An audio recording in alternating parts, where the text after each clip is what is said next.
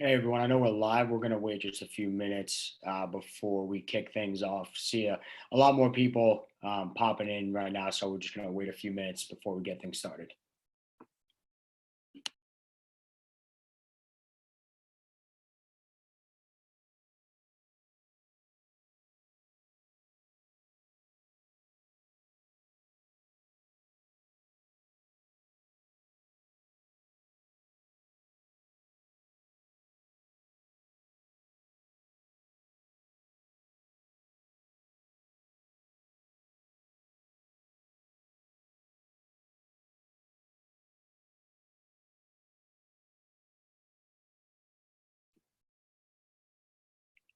All right, let's kick things off here. Super excited to have everyone here. This is Micromobility panel, put forth to discuss really the expansion of micromobility in kind of a post COVID-19 world that we're seeing right now. If the participants here are active in the micromobility space, whether you're an operator, part of the distribution channel, or merely just an enthusiast, I'm sure, know a few of the members of our panel here. We really have a bunch of experts that touch all the different aspects of the micromobility space, and really super excited to have everyone here. And so I think, for the participants, you're not really going to get better content on the micromobility industry anywhere else than today. And what's really unique, we're spanning a bunch of different time zones. We got, Malika and Dimitri over on the West Coast. Myself and Frank were based here in New York, and then we have the Apollo team in the UK, Michael from Israel. So this really is a global panel, and we're super excited to kick things off. Myself, Eric Schneider, I'm a VP of sales at Founder Shield. We're going to be hosting this thing. They're going to be the ones really doing primarily the speaking here today. Just a quick note about Founder Shield and who we are. So we are a full service insurance brokerage, specifically focusing on the micromobility space and emerging industries. Really about 4 years ago, when this specific industry started to take off, we were really on the forefront from an insurance perspective, working with Jump and Spin before they were acquired by Uber and Ford, respectively. And, we really have a bunch of clients in this space in all different facets, whether it's an OEM, operator, SaaS company. And we really try to take on a more consultative approach, not just placing policies, but really understanding the nuances of the industry, from city requirements into just overall expansion plans of our clients. So helping in a lot of other different ways outside of just insurance. And, we'll get a lot more of that perspective specifically from the Apollo team. But alongside myself, I do have who rounds out our mobility team is Justin Kozak, another VP, as well as Will Hammery. We are more on the client-facing side and helping build out our micromobility portfolio. And then we have Alec Giacco, who's our mobility lead, and he really interfaces with our carriers and our markets to help build out capacity for our clients, to make sure that we're getting them the best available options to allow for scalable solutions. He works with a lot of our carrier partners, including Apollo exclusively. And yeah, so now moving into our first panelist, we're going to have here Frank from Revel. Just from what I've seen, they've been doing a lot of amazing stuff. Obviously, I'm based here in New York, seeing, they're providing free solutions for healthcare and essential workers, access to vehicles for takeaway delivery. Revel is also offering free rides for restaurants for delivery, really helping out the community in this uncertain time, which I think is amazing. I'm going to turn the mic over to Frank to give a little bit of a high-level overview for Revel, and then we had some specific questions for you, Frank. Perfect, Eric. Appreciate it. Frank Reed, CEO, co-founder of Revel. For those that aren't that familiar with Revel, we are a shared electric moped operator. We have 4,500 mopeds across 5 markets here in the US, specifically Oakland, Austin, Miami, Washington, D.C., and New York City. And just to be super clear, because sometimes the word moped or e-bike is thrown around, Everything we operate is 100% a motor vehicle, has a license plate with the state that it operates in, rides and parks in the street, has full auto liability insurance. So it really is a vehicle that fits city streets, maybe the way they're designed today, which unfortunately is for a car.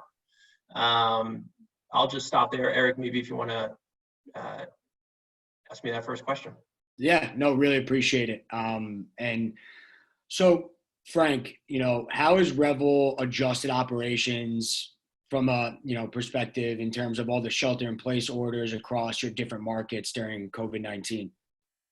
Yeah, how have we adjusted operations with COVID-19? It's a good question. I think it's probably several buckets. Let me try to walk through this quickly. Maybe the first one is just obviously the second this started happening in early March. Okay, we need to alter the way we clean vehicles, right? The frequency, the intensity that we do it, from both the shared helmets to just the handlebars and the brake levers. Just really focusing on any time one of our employees touches that vehicle, it gets a full clean down. I think the second thing, and this is really kind of a gut punch to a lot of people in the industry, is you have to control costs. Revenue starts to fall off a cliff a bit as cities in March started to do shelter in places, quarantines, people aren't moving anymore, they're just in their apartment, nothing's happening, right? The cities came to a halt. In a city like Miami, where we operate 1,000 mopeds, we had to take them off the streets. It was a city order, right? So you have to, unfortunately, lay people off. You have to control your costs. You can't, unfortunately, pay people to run a fleet of 1,000 mopeds that are no longer in the streets. Yeah. And that's just a gut punch to any founder, any operator that's in mobility right now. I think the third thing is then you have to think about, okay, the world gave you a plate of COVID-19. How do you just actually use that as a tailwind in a weird way, right? How do you say, how can we help the cities we operate in? And for us, that was being the first mobility operator to launch our free healthcare rides. So we have about 2,000 folks now signed up, taking close to 1,000 rides a day now for free on our platform throughout different markets. So nurses, doctors, anyone that works in hospitals, doctors' offices, pharmacies. We also developed a restaurant partnership because we kept hearing from that world of, listen, all these, delivery companies of the world are hitting us with these huge commission fees. We can't afford this. So we have about 50 restaurant partners now signed up in different markets where they have free access to Revel to do delivery. And then probably the last piece is, this is probably the good news, which is I think cities are starting to come out of quarantine. Yeah. And now we're staffing back up. We're starting to see usage, ridership, revenue head in the right direction. And it's really nice to see. Especially after everything we've dealt with the last 6 weeks. Yeah, and you're definitely not alone in that department, Frank. And hopefully the trajectory continues to go up from here. And this kind of pivots into my second question for you is like, what do you see as three key aspects to operating a profitable fleet? Obviously moving forward in post COVID-19 world, a little bit of a wake up call. Would love some thought on that. Operating a profitable fleet, clearly any operator, whether you're e-bikes, kick scooters, mopeds, car share, you have to keep your cost basis in line. And I think that's something Revel has had to learn and tinker with and reevaluate because every city is different, right? So the model we have in New York and how we operate a large fleet of mopeds here is not the same model we have in Austin or Oakland. They're just different cities, different density, different ridership. And that's something we had to learn after we launched. Okay, this is the ridership patterns of this city. This is how we should staff this market. Should we have an overnight shift? Should we not? So I think probably the first one is just like getting your cost in line for each market. I think the second one is, and this is something we're tinkering with now, is pricing. Like, what is the ceiling for pricing? How do you offer pricing to power users? How do you offer pricing to users that only use it once a month and are much less price sensitive? Do you have some sort of subscription model? So these are all things we're working through right now and we need to be a lot smarter about, and we'll be rolling stuff out, especially as we hit the high revenue summer season now. And let me see, what else to kind of operate profitably? I think something we're doing a lot with is optimizing service areas. So take Miami, for instance. We only operate in mainland Miami because that's technically the city of Miami. That's what our contract is with. So Miami Beach is not part of our operating area. But there's a lot of utility to put Miami Beach next to Miami as one system. So we've been talking to the Miami Beach City Council, Miami Beach Mayor, and we hope to have an agreement in the next, call it this summer. And once you add another operating area like that onto an existing system, now you go from maybe profitable to this really works. So I would say those are probably the top three things we're looking at. Got it. No, and it's interesting that you take a more granular approach, on a per city basis, because obviously, like you mentioned, the costs definitely vary and just the overall model. And you know, in terms of targeting a city, right? So obviously, that's a huge aspect of any operator is what market makes the most sense. There's a lot of different, features as to like climate, consumer behavior. For you guys, what is the process for targeting a city for expansion? You know, what are a few key things that you focus on? Like, is it the permit process, demographics, funding, climate, et cetera? I guess what are the key components for Revel when you're looking at new cities? That's something we've had to learn, right? Operating in 5 markets now, we have a pretty good handle on that.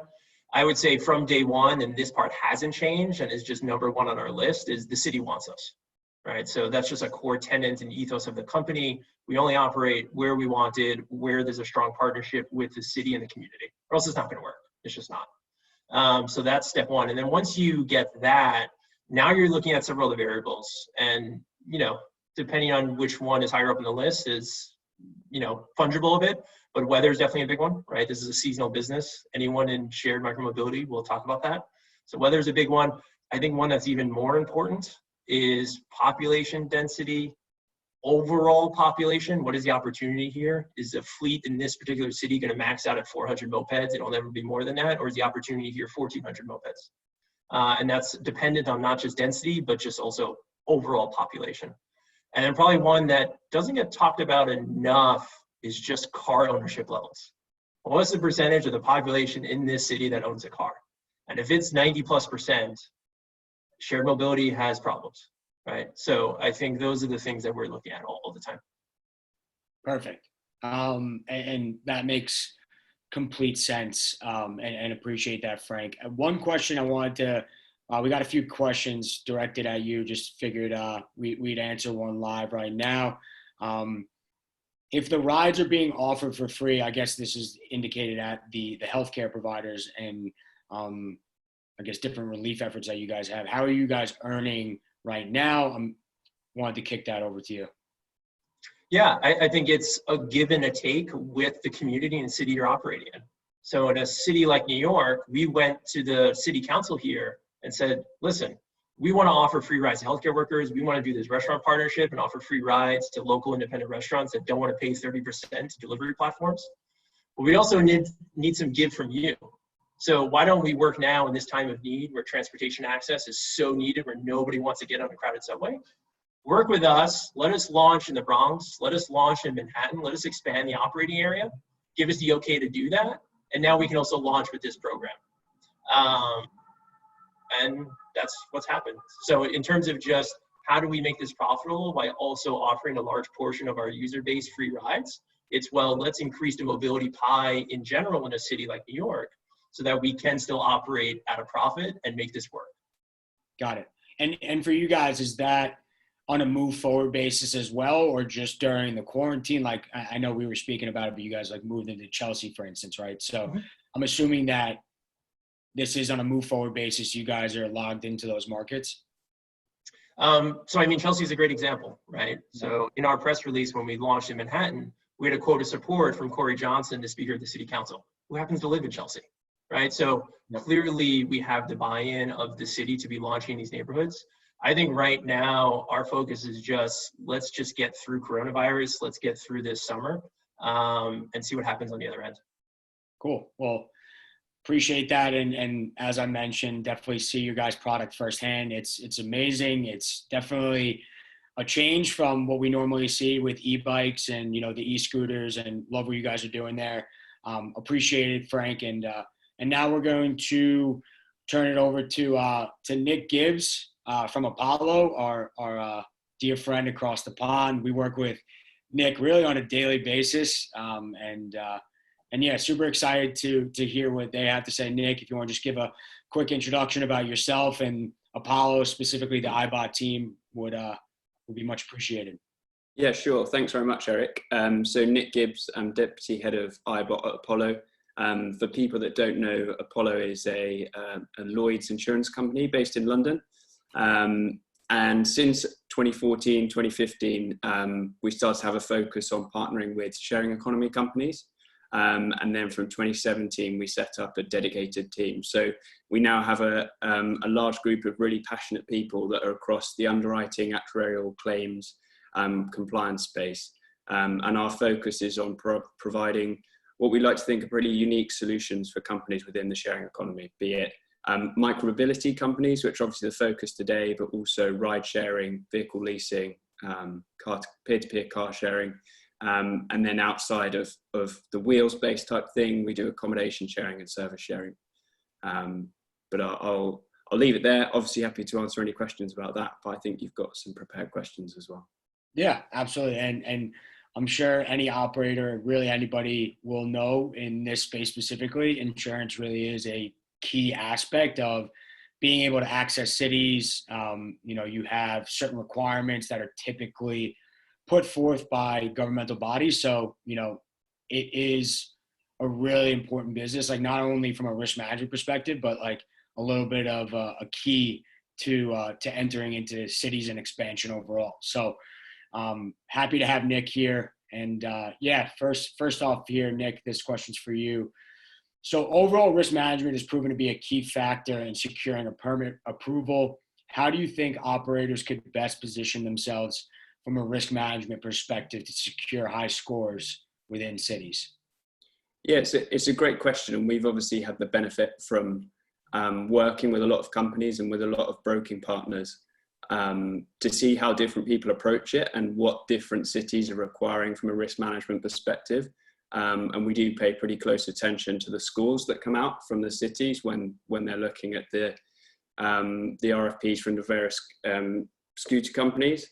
And we have actually had cities ring us up or ring other kind of the head of the IBOT team before to ask about what risk management they think should be in place, which I'm not sure our position should really go that far.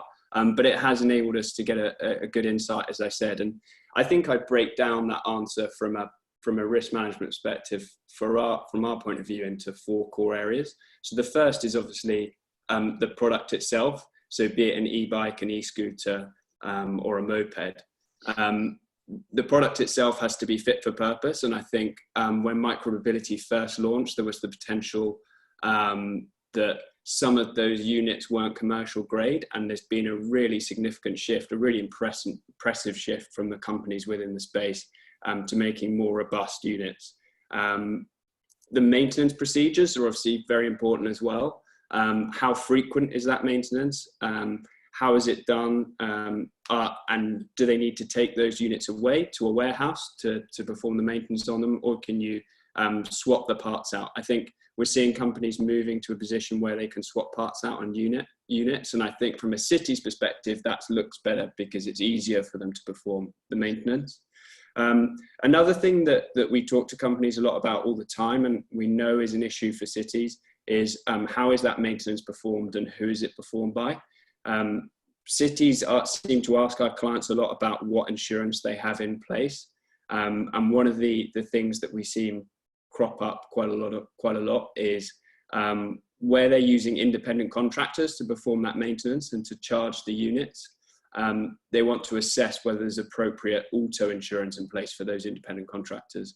So us being able to provide hired and owned auto policies to the companies in the micromobility companies, so that they'd be protected in the event that someone was in an auto accident whilst driving around with a load of scooters in the back of their car, is something that I think is important for companies to consider, and it is a factor that we know that cities take into account.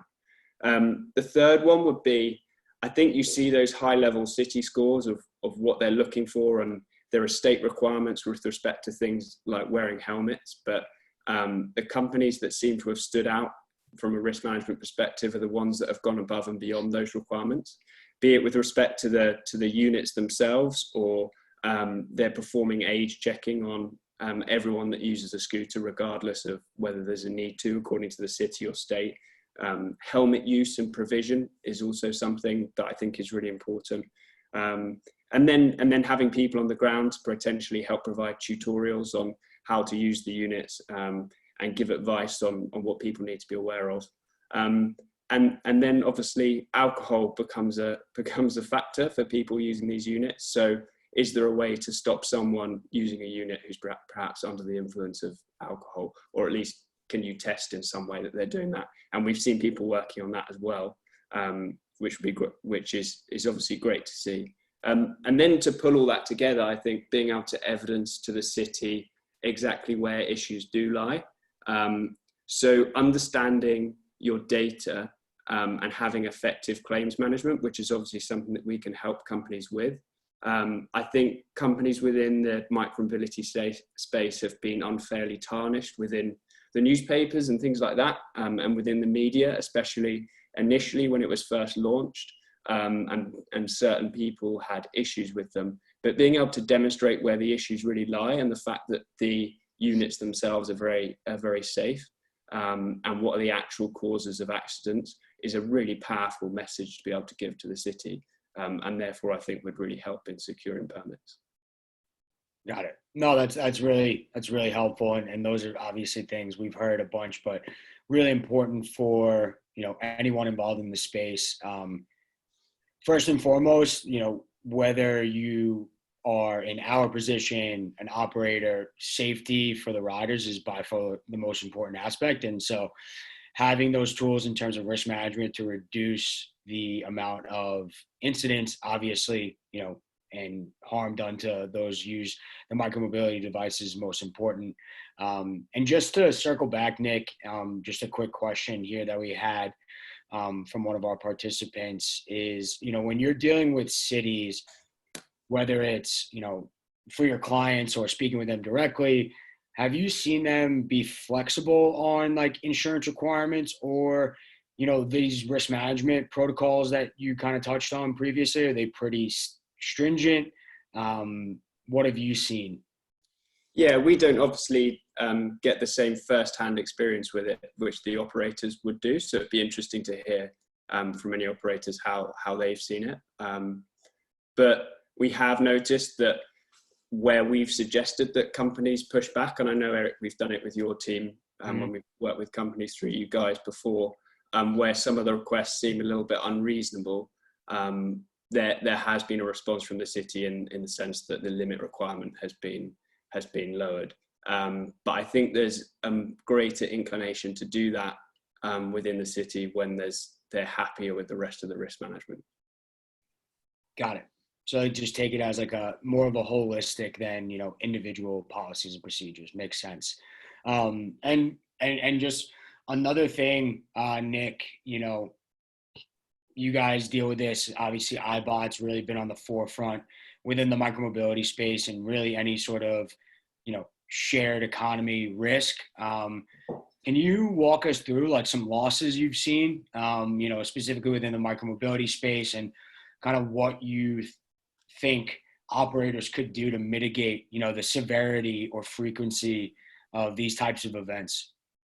Yeah, sure. So as unsurprisingly, the main area that we've seen losses or causes of losses are relating to the product itself, whether that be a brake-related issue or the handlebar snapping or something like that.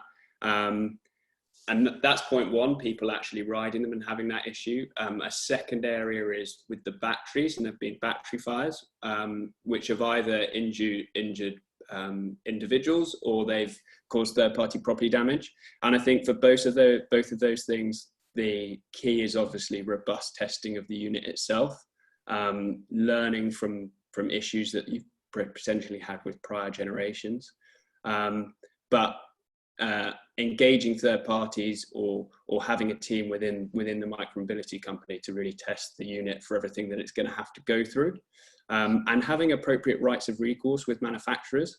And I think that's something that companies have traditionally improved with as they've grown in size and experience. But it's still somewhere where I think there's room for improvement, ensuring that the contracts are really strong with those manufacturers, and that you have teams on the ground that can enforce rights of recourse. Because at the end of the day, if it's a product issue that isn't related to the maintenance that's performed on the ground, but it actually relates to the fundamental design or manufacture of the product, then that's not something that those companies should be picking up. Other things we've seen with the software, there's been the odd occasion where there's been a geofencing issue, and I wouldn't like to suggest that I know how to fix such problems, but again, it comes back to focusing on a significant amount of testing from that perspective to ensure that you avoid those types of losses. And then something that we started to see that I think is actually really interesting, and probably the easiest fix, as you probably all know, or some people will know, cities like to get additional insured status wherever they can.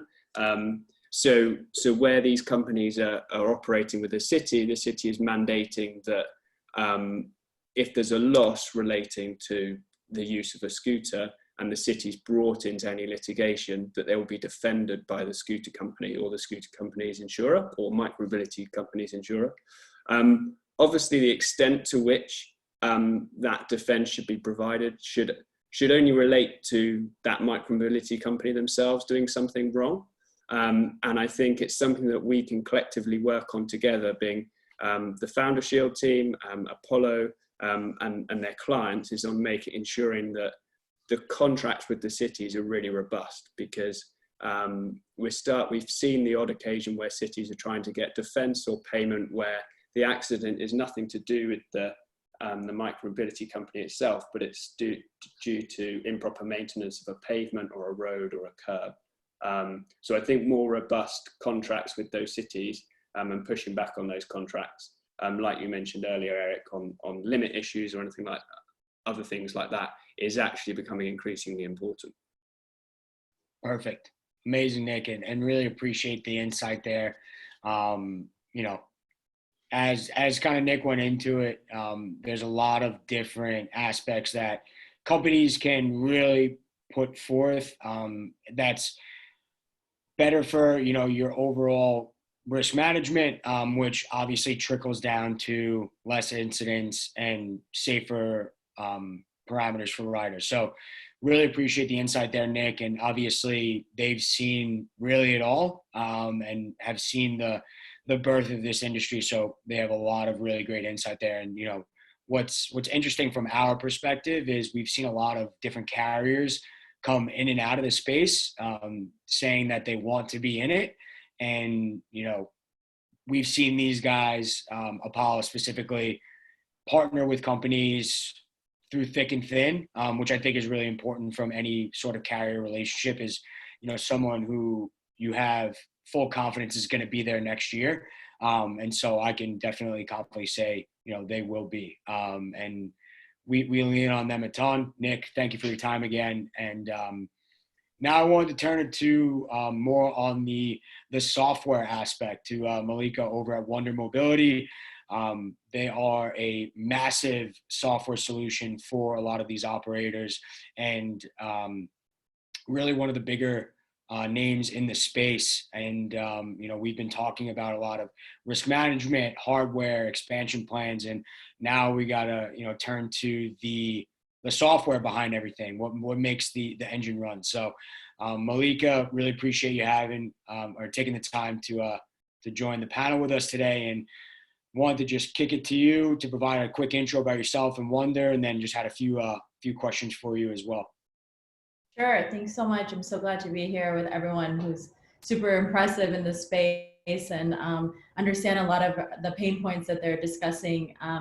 My background is actually working at 2 car share companies. I was one of the founding team members for Envoy, which is a closed share all electric fleet car share company, as well as Borrow, which is a all electric subscription company, car sharing company. And after I worked at Envoy, I worked at Ford in the mobility space, working directly under the CEO, overseeing microtransit and working on things like NEMT, things like Spin and Canvas were also projects that I was involved with. So I know the pain points of kind of being in the position of someone like Frank, who's an operator and has to think about costs and has to think about growth and how to get in front of the cities and do all those things, as well as, what is it going to take for us to kind of create the software internally versus going externally and acquiring it.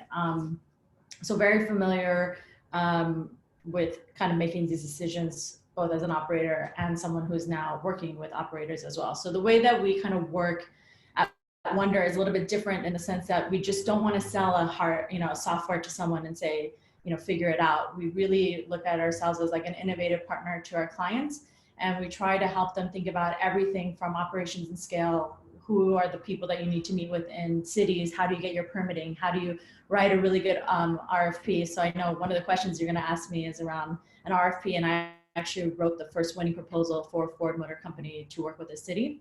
And that took quite some time and effort within the company for a very long time. And then we kind of cracked the code with the way that we decided to write it with King County, which is one of the most difficult cities to get a permit from.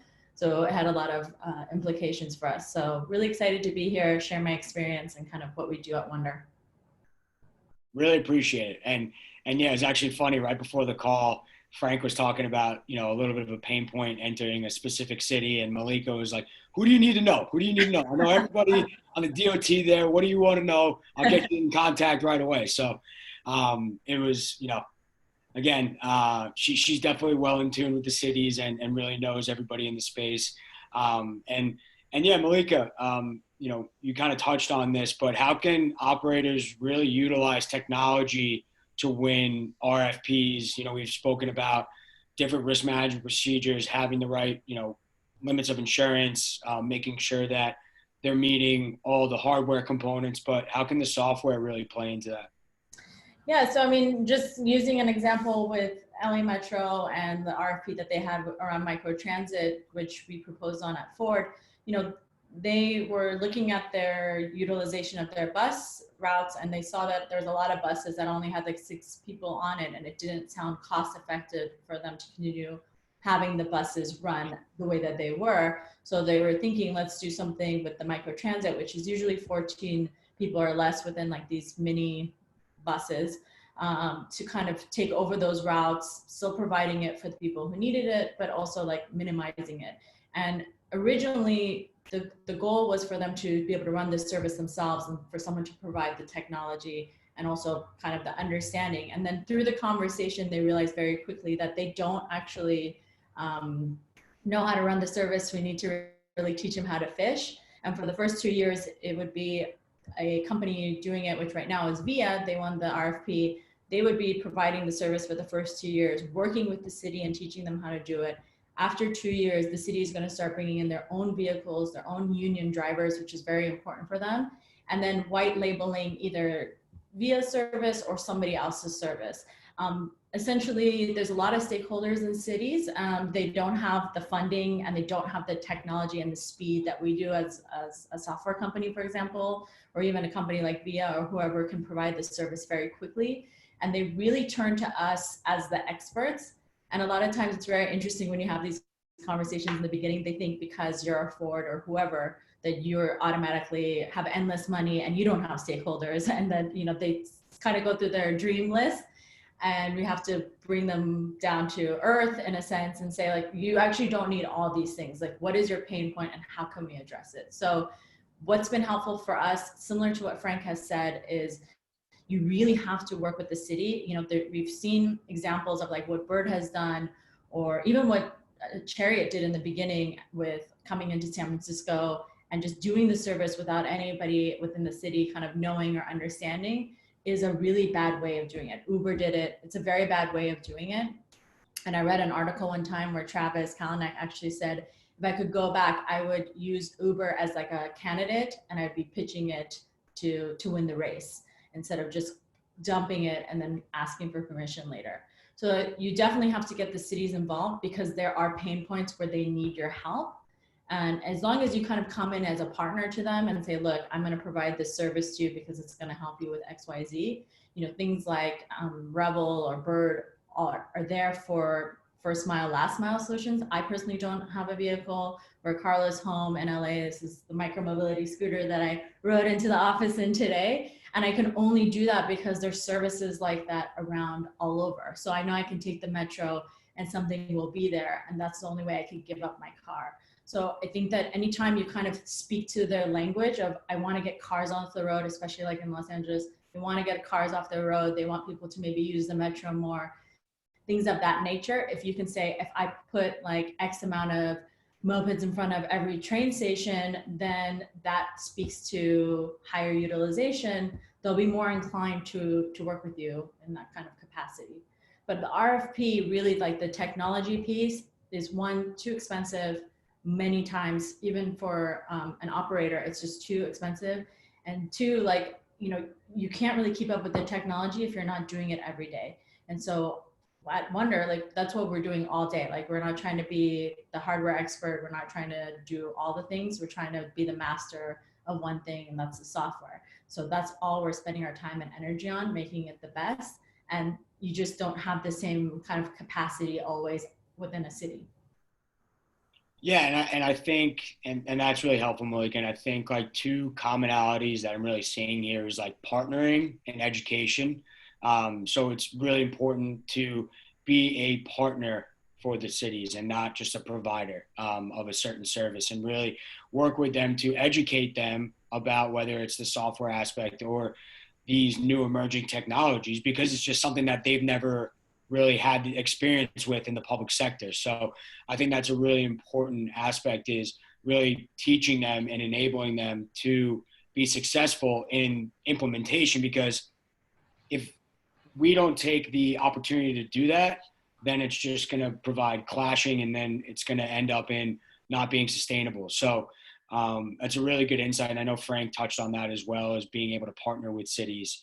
So I think that's super important, and to not be combative and, butting heads with, it's got to be a very, very amicable relationship to be successful. And so I thank you for that. And, Malika, in terms of some common challenges that micromobility operators, city officials, and consumers face in the utilization of software, like what do you see are some specific pain points? And then maybe I would love to hear a little bit more about what you see as the future in terms of software as it relates to micromobility and empowering companies, in the next 1 to 2 years. Yeah. So I think some of the pain points is, profitability. I think everyone is now, I think growth was really popular back in 2019, 2018. And then with everything that has happened with WeWork and Fair and others, it's not popular anymore. Now everybody's like, what is your path towards profitability and what does that look like? So unit economics, all that stuff is super important, and I always say, like, as an operator, it starts from day zero. So when I was working on Chariot, for example, we would go into a new market day zero before we kind of figured out the process. Without a permit, we'd say, okay, let's go to Seattle. And we would put 40 vehicles on the ground, hire 7 people, hire 20 drivers. And then we would go through the process of getting the permit and all that stuff. And that sometimes took 9 months. And that's a very high fixed cost to be paying for 9 months with no utilization whatsoever. So, understanding the operations is critical, and it has to be done from the beginning, day zero, essentially. And like, what is that going to look like? Where do I need to start and be able to grow and scale it? Things like insurance, things like, getting the right pricing for your moped, etc., is very, very important when you're trying to make those kinds of decisions when you're going to a new market or starting a new business from scratch. I would say things that are also critical is hardware. We are hardware agnostic at Wonder, so we actually can work with over 14 hardware providers at this moment, and we continue to source and find them. We typically have a team that goes to China every other month. Of course, right now that's not happening, but they go and they actually look at all the new scooters, all the new hardware, everything that's out there. So then when our clients come to us and they ask us, like, what should I be looking at? We can give them multiple solutions that would be a fit for them, and also kind of work within their price point, because not everybody wants, the Rolls Royce of hardware. But we also are very picky about the hardware that comes on our platform. So we have a 99.9% connectivity to the hardware, which is really, really important, because you don't have very many opportunities to impress a new customer. And if they can't trust your service, well, they can't trust the technology, they're not going to use it anymore. And we've seen that a lot with like providers like Maven and others, who their technology was not very good. Or I've heard with some of our some operators that are on competitor platforms where they have a 22-second delay and unlock and lock, or a 45-second delay, or their app is down a day and a half a month.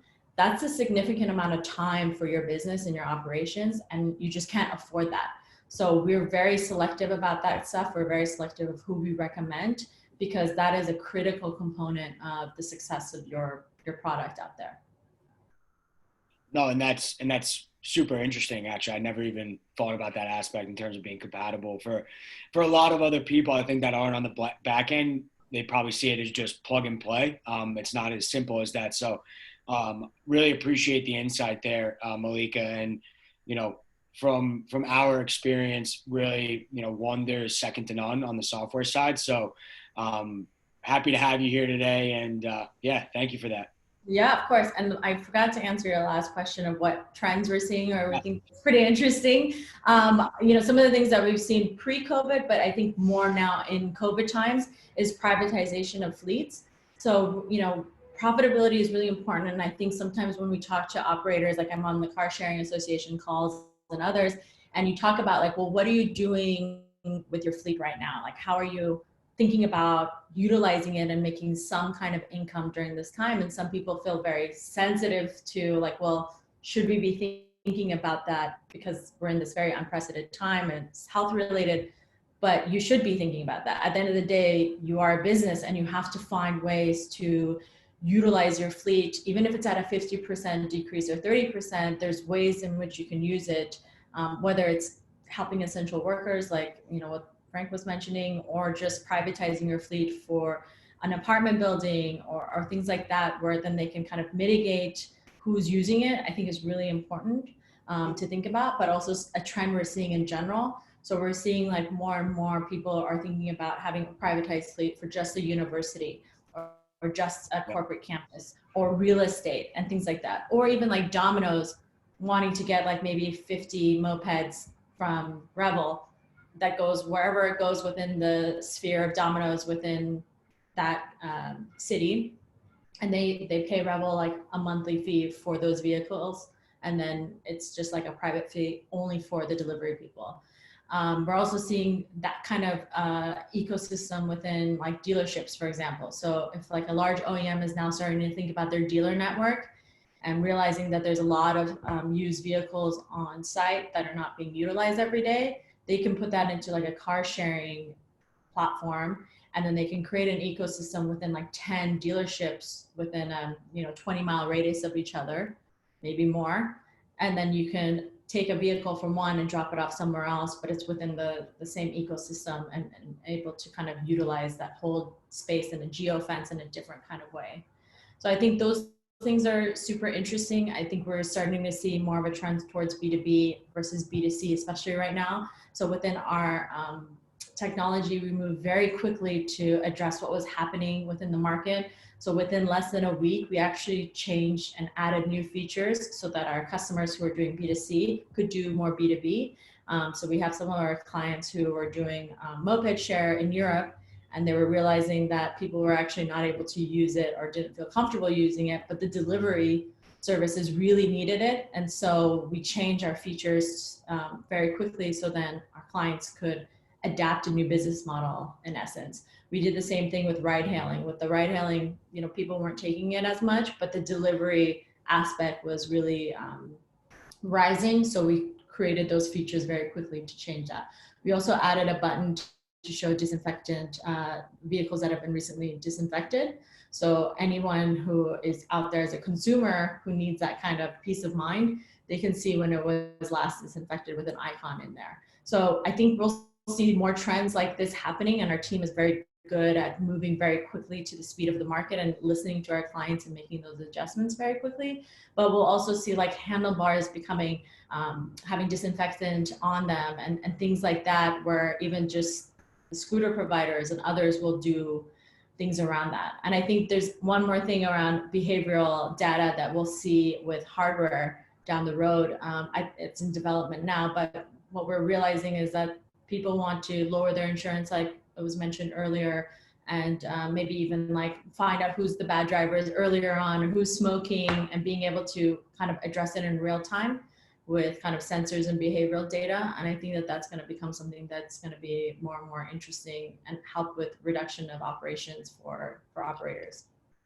Yeah, absolutely. And I think being able to adapt to new and emerging trends is key. I mean, especially in a industry such as this, like we look at it right now, and with respects to other general like transportation industries, it's still very much in its infancy. So being able to, adapt to things as such as COVID-19 pops up, right?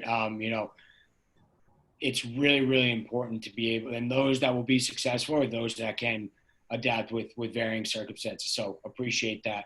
Just on the COVID-19, one last thing, I'm just seeing a lot of Sure. questions around COVID-19 in the channel. And I just want to kind of ease everyone's mind in the sense of COVID-19 is not going to change anything within micromobility or mobility. It's only going to enhance it. We're seeing that very significantly, that micromobility is an essential business, mobility is an essential business, and Max is on the line from Goldman Sachs, but Max has shared that Goldman Sachs said that this was going to be the summer that micromobility was going to solidify itself as a real player and a real component in the market.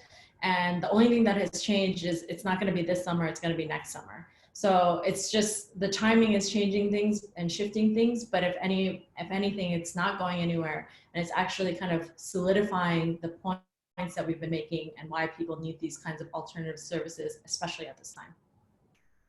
Perfect. That's definitely a great point to end on, and really appreciate it, Malika. And now shifting to our next panelist. I know we talk a lot about unit economics, how to be more profitable. I think it was really interesting. The first time I met Dimitri was at the global conference in Berlin, and I saw this scooter just wandering by itself, no operator, no rider on it. I was like, what is going on? And then saw Dimitri there with the sticks, directing everything. And so wanted to introduce Dimitri from Tortoise. They're doing some unbelievable things in terms of rebalancing and really integrating autonomous technology into shared operator fleets. So Dimitri, wanted to give you the floor here to introduce yourself and then have a few questions for you as well. Awesome. Well, thanks for having me today, and thanks everybody on the panel. So as you mentioned, Tortoise is a low-speed remote repositioning service for light electric vehicles, initially focused on shared scooters and delivery robots, but eventually we want to be powering the movement of any atom across a city at low speeds. We had the insight that low-speed automation happens before high-speed autonomy. You can leverage existing infrastructure, existing 4G connectivity. This is a technology we can safely deploy today, and it solves the core challenge of shared micromobility, which, as Malika was referring to, is profitability. And the analogy I like to use is, imagine if you had a taxi service where your taxi driver can only wait at the location of their last drop-off to get their next pickup. That would be pretty grossly inefficient, yet that's exactly how shared micromobility works today. So you don't have the ability to match where the supply is located with where there's rider demand in real time. And at Tortoise, we make it possible to, using a remote teleoperator, so remote driver, we have a teleoperation center in Mexico City, and you tell our teleoperator where you want a scooter moved to, and using a camera that's added to the scooter, they're able to, at a low speed, drive it there. And next year, we'll start building in autonomy as well. But even with a 100% teleoperated solution, you can see dramatically higher utilization, dramatically lower recharging costs, and solving one of the main pain points cities have with shared micromobility, which is sidewalk clutter and obstruction. And so we launched in Atlanta earlier this year. We're going live in San Jose later this month. We work closely with scooter operators to provide this as a service to them. And yeah, we'd love to take the questions. Yeah, appreciate that, Dimitri. And so, how do you see robotic and autonomous vehicle capabilities playing a role in the future of micromobility, both with rebalancing? Obviously, that's where Tortoise is primarily focusing on right now, and elsewhere. Well, I think, so I spent 4 years at Uber where I led the entry into micromobility, including the partnership and acquisition with Jump. And I think what Uber taught us is the magic of the on-demand experience, whereas a consumer, you just press a button on your phone and something comes to you. And so the experience of opening up a map and going on a wild goose chase to find the nearest available vehicle will be replaced by the on-demand experience, and that will happen across all modes of transportation. And so I think the future is making more things on demand, more convenient, faster. And we think that shared micromobility is an incredible place to start, but this extends into robotic delivery. We've actually, given COVID, we figured out how to add a plastic container to the base of a scooter so that when they're not moving people, tortoise compatible scooters can effectively become delivery robots themselves. But yeah, I think the future is on demand. People always prefer gratification and instant access, and we can use automation to deliver on that. Perfect. No, it makes a lot of sense, and that's really interesting. The delivery aspect as well, just getting full utilization when not operated to rebalance. So that makes sense. And what would you say the value add? I know you touched on profitability a little bit, but really from like a unit economic perspective, when you drill down, utilizing robotics and autonomous vehicle technology within this space. Yeah, so MIT did a study that came out in February that found that you can get 10 times higher utilization on a shared micromobility fleet if you're dynamically rebalancing the fleet throughout the city throughout the day. And so that's the max upside here. So potentially 10 times more revenue per day per vehicle, but even a 25% increase in utilization, I'm pretty sure Frank would love to see that on his fleet, and that would have a very disruptive impact on the unit economics. And then the single biggest cost, not necessarily with the mopeds, but with shared e-scooters, is single biggest operating cost is the labor cost of recharging. It also contributes to the congestion where you have the juicers driving around in vans and trucks, blocking bike lanes, blocking roads. And so the combination of, even a 25% increase in revenue per day with a 50% reduction in your labor costs for recharging, that alone can get many operators to profitability, particularly as you look at, don't think of Paris, think of your typical market where you don't have the natural ability to have 10 plus rentals a day. The average global utilization rate for shared scooters is something like 2 rentals a day. So you're starting at such a low bar that even a 25%, 50% increase in rentals per day can be profound impact on the unit economics. Yeah, and couldn't agree with you more. And as Dimitri mentioned, they launched earlier this year in Georgia, going to be launching in San Jose, and really excited to see, how this thing takes off for you guys. I think that it is a tremendous need. And obviously, as a new entrant, hopefully the scaling ability for Tortoise takes off. We'll definitely be right by your side on that front. And I guess for like real quick, just ending here for you, Dimitri, how have you seen, I guess, consumer behavior as it relates to, the scooter moving by itself? Have you seen it being favorably viewed in most cities? Like what have you seen thus far with the limited amount of data? Well, I think the thing we have working in our favor is people are so engrossed by their cell phones and they're so used to the scooter form factor that it's actually not, most people ignore it. You'll have people kind of take pictures and kind of find it curious. But I think the combination of being low speed and being a form factor that people are used to seeing, it really helps us on that front. And we're solving, again, the number one public complaint that cities get about shared scooters, which is sidewalk clutter and obstruction. And that goes a long way, and we have a job to do in communicating that story, but we're not, this isn't a technology in search of a problem. We're solving a big public pain point. And I think that also helps ease consumer adoption. Yeah, absolutely. And I think sometimes for people who don't have a grasp or a specific point on autonomous vehicles, just take a step back. But like when you really drill down into what you guys are doing, how it's teleoperated, and the additional, you know, barriers that you're alleviating, you know, in terms of micromobility in specific cities, I think it's, you know, really great. And love to see. I'm looking forward to seeing where you guys will be at, you know, over the course of the next year with new cities coming on. So thank you for that, Dimitri. And moving to our final panelist, Michael Granoff here from Maniv Mobility. They are one of, if not the premier investor in the mobility sector. And, so, you know, they're an investor in Turo. They are very in tune with the shared mobility space in general, obviously moving into the micromobility sector as well. And happy to have Michael here from Israel, and really appreciate it, Michael. And if you wouldn't mind just giving a quick introduction on Maniv, and then just have a few questions for you to round this up before we do the Q&A. Absolutely, and I guess I went last because for me it's already 9 o'clock at night here. So you wanted to see how late you could take me, but it was a pleasure. Save the best for last. Thank you. It was a pleasure to hear all my colleagues in the panel, and learned a lot from them. Of course, Frank, one of our companies is Revel. So for full disclosure on that, and my son created this background for me with the Revel going by, if you can see it.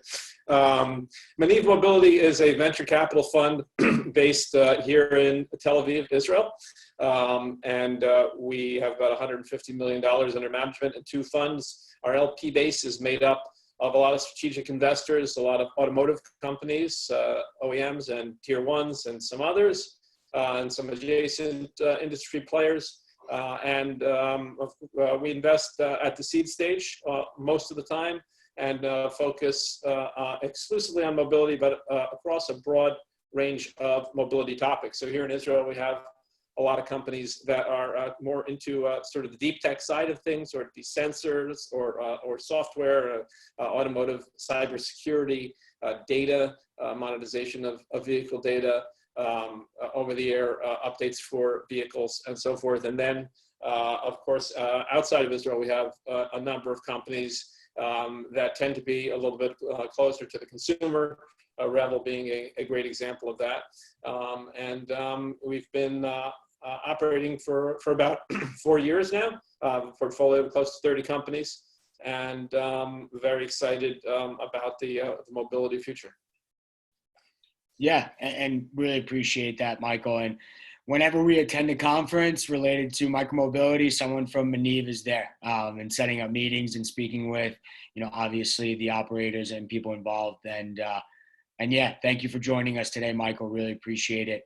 And just real quick, and I'm sure being in tune within the mobility space specifically, you see a lot of different new products maybe coming in and out. Where do you see the future of micromobility in the next 5 to 10 years? For example, do you think that e-scooters and e-bikes will be the mainstay? Do you expect other devices to become the primary mode of transportation? You know, where do you see that the future lies? So the way that we look at the world is that we had this period for exactly 100 years that was dominated by a single mode. And that was really from September of 1908 with the first Model T coming off the assembly line into September of 2008 when the first third-party apps hit our cell phones.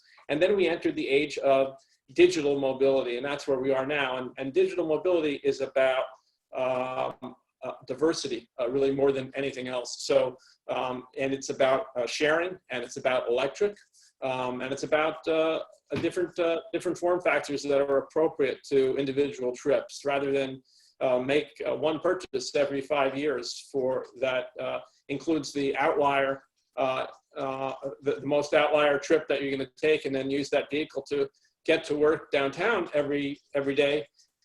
You have the opportunity to right size each trip with the right mode of vehicle, or the right sequence of modes of vehicles, and do that in a seamless and digital way. And you know, we see this diversity expanding over the course of the period of time that you described.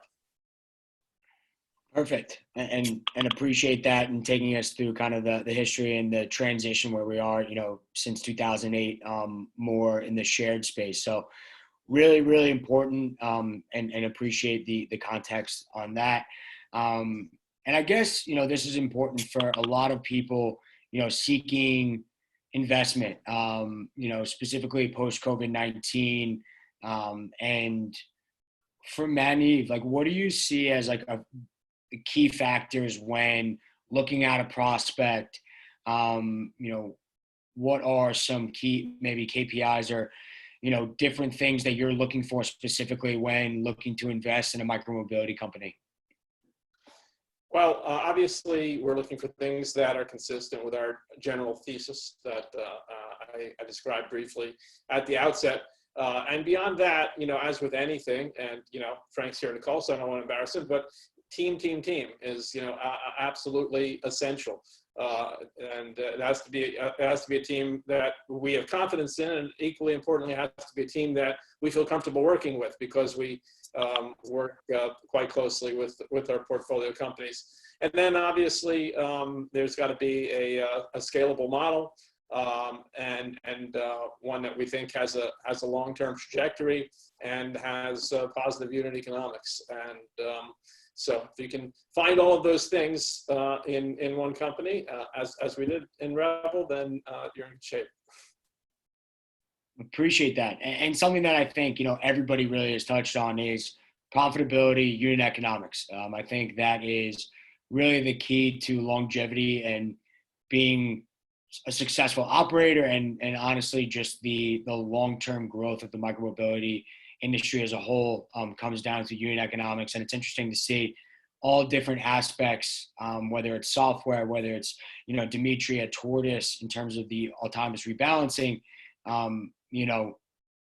all the different features are going towards one common goal of increasing micromobility and making it a profitable enterprise to enter in. So I think that, this has been amazing. I know for ourselves, we've spoken with a lot of these people here today, but it's great to have everybody in the room. I think, what's going on in the world right now is really difficult times, but it allows for unique experiences such as this to get this esteemed panel together. So we have to take, positives and focus on things that we can control.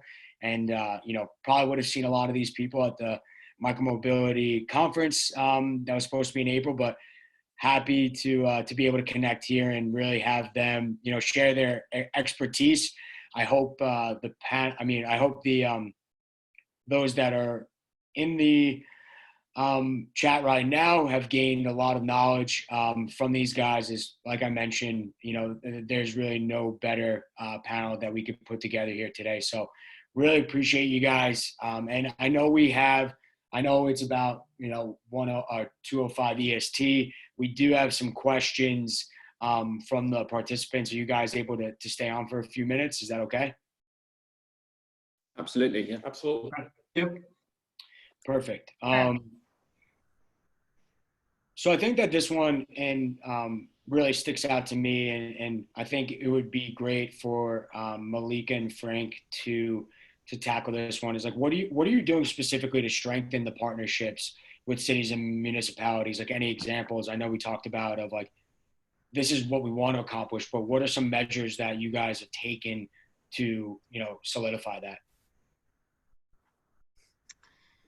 I think if we're speaking just generally about solidifying a relationship with a city, I mean, it's back to the basics, guys. It's communication, right? It's talking to them, understanding what matters to them.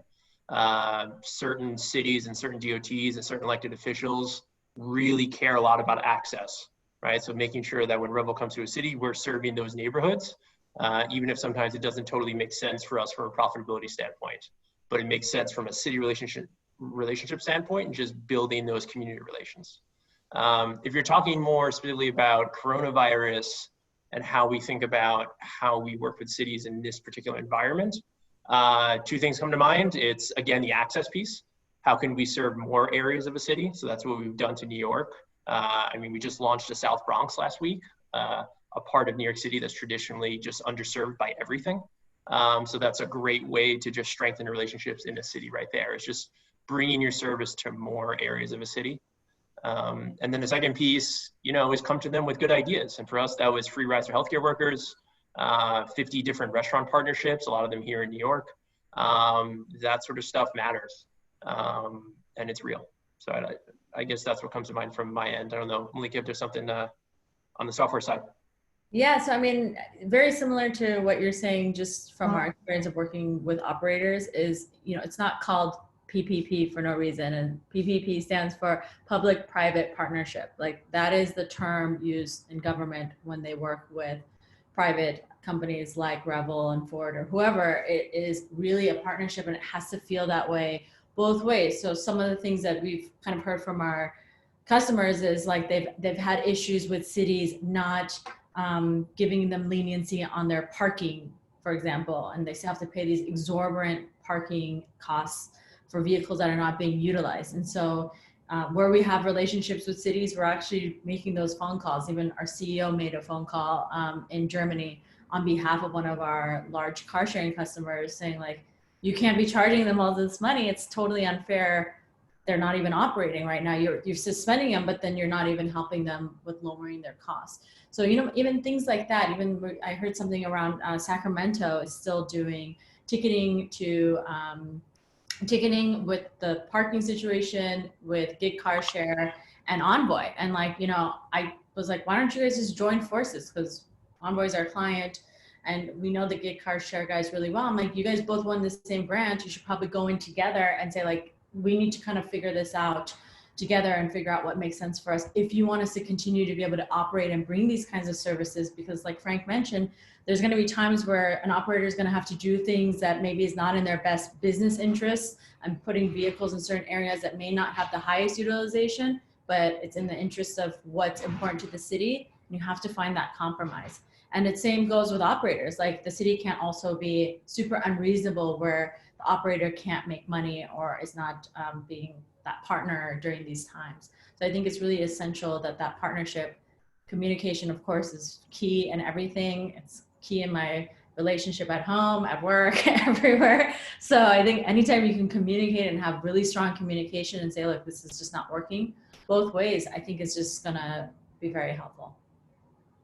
Perfect. No, that's really helpful. There's no secret sauce. It comes down to just hard work and building relationships, and something that's really important to get in front of these city officials. So really appreciate that. And Nick, this one's going to be directed at you.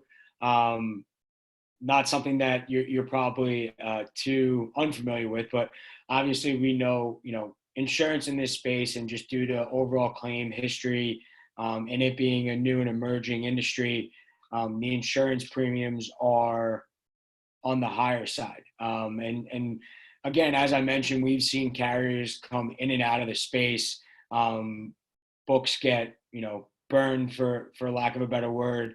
And what types of hardware and software features / capabilities on micromobility vehicles would allow insurers in general to lower premium costs moving forward? And I guess to add to that, what else do you think in the future could operators do to help alleviate some of the insurance costs?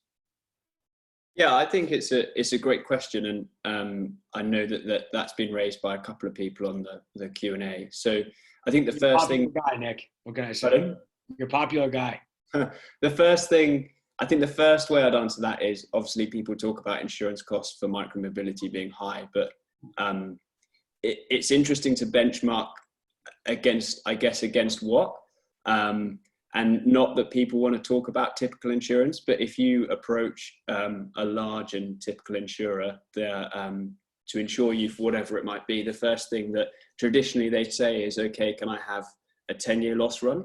So I want to see what your losses have looked like for the last 10 years, which is pretty ridiculous in the sharing economy space because we partner with companies that are new. So when we're approached by those type of companies, we obviously don't ask for loss data that goes back 10 years. And I think there's a perspective of people that they've been operating for a year and they haven't had any losses, and therefore they don't understand the insurance cost. But we're talking about, from our perspective, liability insurance. That's what the cities are requiring these companies to buy. And the data is therefore very, very green. So people need to look at it in the context of that it will likely develop over the years. And as those companies grow, there will be more significant losses. And we have seen losses within the space. But in terms of how can insurance costs be pushed down, the question was around software and hardware. And I know that Malika's offered a pretty good answer has typed out an answer that I hope everyone can see with respect to that. And it really goes to the things that I was talking about earlier with respect to the risk management of the cities. So how are you doing your maintenance? How are you developing your ability to do the maintenance? Who are you doing it with? How robust is your product? But I think for us, what we're trying to offer these companies now is a more dynamic pricing model. So look at partnering with us. Give us the data that you do have. Talk to us about the type of data that you should be collecting and sharing with us. So things like the generation of scooter that you're using, the rider experience, the rider score that your telematics may allow you to internally allocate to a rider. And then we can flex the rating for those different elements. So you might have more expensive insurance in a certain city than you do in other cities because the initial data suggests that should be the case. Or we decide that really experienced riders, say over people that have done more than 25 rides, 30 rides, or it could even be 10 rides, perform much better and have far less losses, or far less accidents. So we'll give a different rate for those riders or those rides associated with those people. So it doesn't have to be, we don't need 10 years of data, and we don't need a fully kind of developed liability loss portfolio.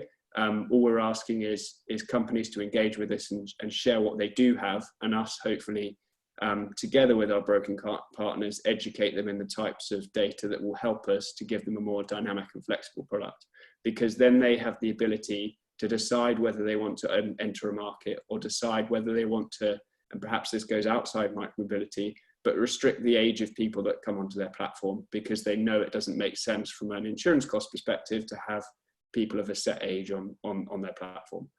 Age is just a random thing that I've selected, of course, but I think it speaks to the point quite well. Perfect. No, really appreciate that. I think it's really important for people to understand the why.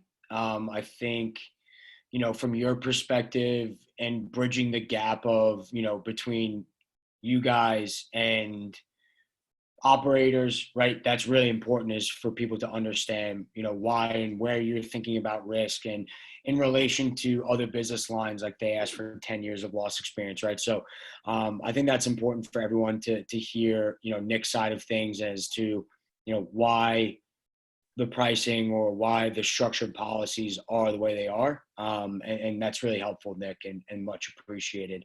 And something I think that is really pertinent to some, recent prospective news that came out. We have a question here about, it's with respect to consolidation. So it talks about, in dense cities, there's a lot of various scooter companies in which each of them has their own operations team. Isn't this creating even more traffic related to charging and deploy of scooters? From each company's perspective, isn't it better to have one or two companies that provide these services, which is inkling at, consolidation in the space, right? We saw news that kind of broke out about Uber potentially being a lead investor in Lime's next round, and we've seen a lot of mergers and acquisitions in this space specifically, whether it's just pure asset purchase or or mergers. And Michael, I wanted to really kick this question to you as, do you think in terms of the longevity of the micromobility space, there's going to be a few players operating in all cities, or do you think that, we're going to see more and more operators start to come up and, really push for RFPs and look to win those RFPs? It's not uncommon at all at the outset of a market, such as we've seen in the last few years, for there to be a lot of operators in Tel Aviv. I think we still currently have 5 kick scooter providers, and I see all of them all over the place under ordinary times. And it's also not uncommon at a certain point for those to begin to get wrapped up into a few competitive names, and I'm sure we'll see that across the industry. But like I said, I think we're early on in the innovation cycle, and I think we'll see new ideas. I've been saying for the last couple of years that one thing to watch was how cities react and how leadership takes form. I sometimes put it that if Mike Bloomberg was still mayor of New York, I think we'd see already an Uptown Avenue and a Downtown Avenue that was designated only for micromobility vehicles. What's interesting in the midst of this crisis is we're seeing that there are a lot of cities that are actually using it as an opportunity to experiment with some things in order to have the ability to do social distancing while walking, running, biking, mopeding, an electric moped, creating zones where cars used to dominate. And, I think, these types of experiments, I think, are likely to stick in many cases. So, I think it's going to be a very interesting period of time ahead as hopefully we begin to come out of this crisis. We've, at least for now, begun to come out of it here in Israel. And I hope that'll be true everywhere else before too long, and see how people come back to the various forms of vehicles and see how policymakers respond.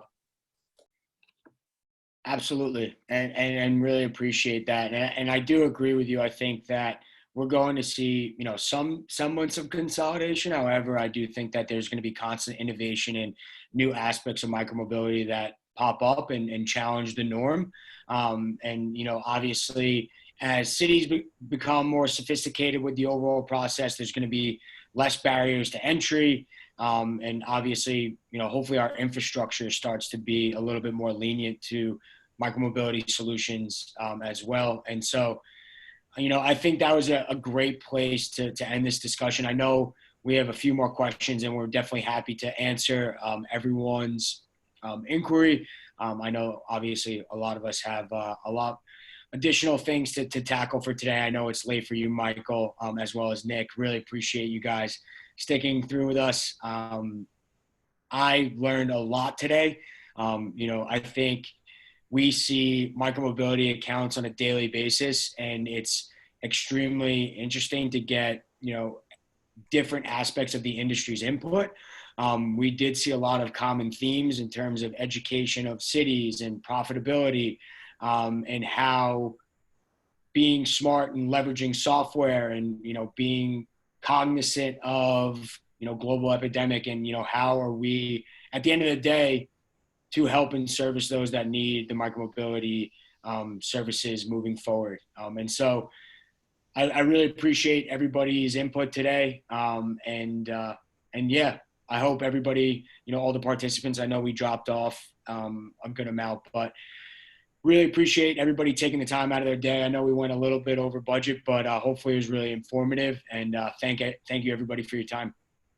Thank you so much. This was really great. And I'm going to now put on my tank top because it's 95 degrees here in LA. That's great. All right, guys. Thank you. I just want to rub that in. See you guys later. Bye. Bye.